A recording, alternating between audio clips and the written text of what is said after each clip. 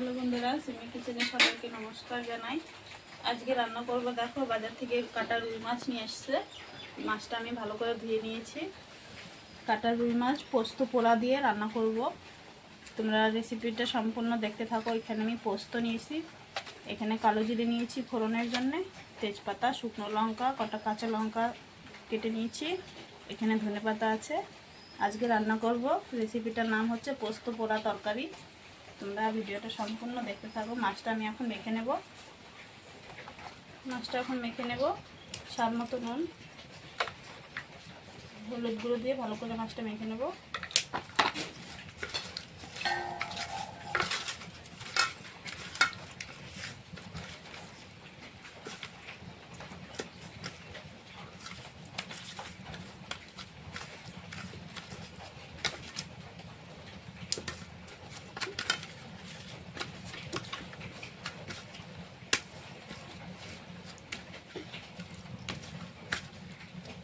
মাছটা মাখা হয়ে গেছে।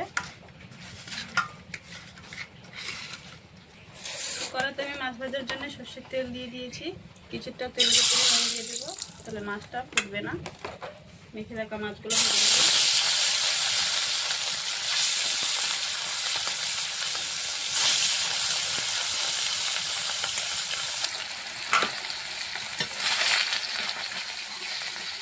মাছগুলো একটু ভালো করে উল্টিয়ে নিয়েছি।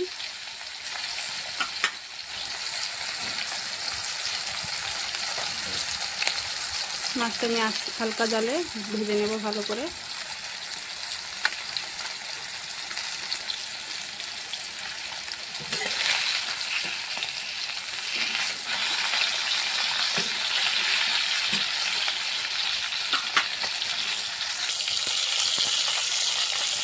মাছগুলো ভাজা হয়ে গেছে, লাল লাল করে নামিয়ে নেব।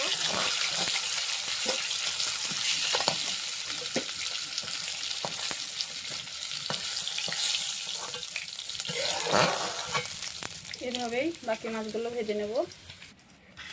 সম্পূর্ণ মাছ ভাজা হয়ে গেছে। এখন শুকনো খোলাতে কটা পোস্ত ভেজে নেব। পোস্ত পোড়া তরকারিটা রান্না করব।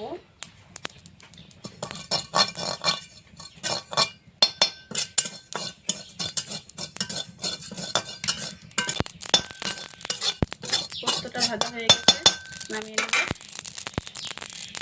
শুকনো খোলাতে পোস্ত ভাজা হয়ে গেছে। ফোড়নে দিব তেজপাতা, শুকনো লঙ্কা, কালো জিরে।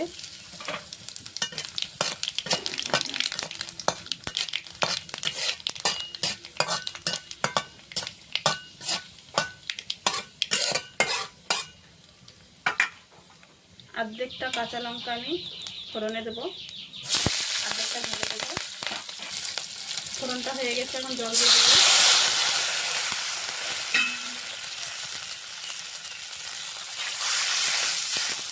জলটা দিয়ে দিয়েছি। এখন দিয়ে দেব পরিমাণ মতন হলুদ গুঁড়ো, স্বাদ মতো 1 চামচ নুন। ঝোলটা ফুটে উঠলে ভেজে রাখা মাছ পোস্ত পোড়াটা দিয়ে দেবো। ঝোলটা ফুটে উঠেছে, ভেজে রাখা মাছগুলো দিয়ে দেবো।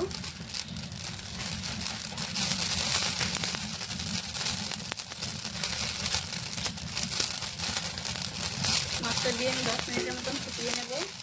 কেটে রাখা কাঁচা লঙ্কা দিয়ে দেবো। এখন পোস্তটা আমি এখন গুঁড়ো করে নেব। পোস্তটা আমি হেমন্তাস্তা গুঁড়ো করে নেব।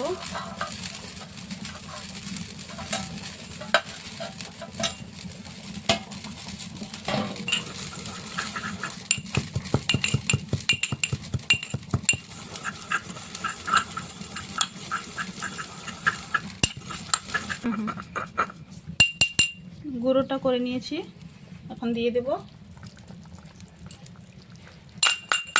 পোস্ত পোড়া তরকারিটা হয়ে গেছে। ধনেপাতা কুচি দিয়ে নামিয়ে নেব।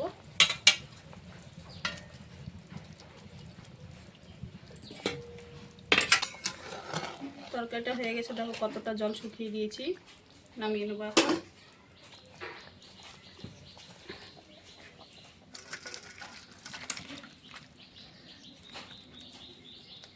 কাঁচা লঙ্কা কেটে দিয়ে পোস্ত পোড়া তরকারিটা রান্না করেছি। দেখো কি সুন্দর হয়েছে। তোমাদেরকে যদি এই রেসিপিটা ভালো লাগে অবশ্যই লাইক কমেন্ট শেয়ার সাবস্ক্রাইব করে দেবে। আজকের মতন রান্নাটাই